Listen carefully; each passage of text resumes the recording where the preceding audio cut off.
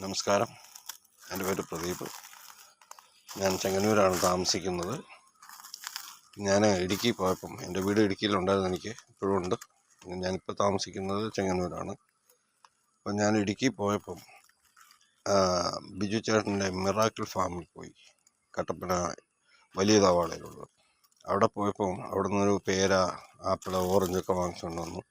എനിക്ക് അതിശയമായിട്ട് തോന്നുന്നത് 4 മാസമായി, ജനുവരി ആണ് ഞാനിത് വെച്ചത്, നട്ട് കഴിഞ്ഞ് ഇപ്പം എനിക്ക് 4 പേരയ്ക്ക, നല്ല സൈസുള്ള 4 പേരയ്ക്ക ഇതായിട്ടുണ്ട്.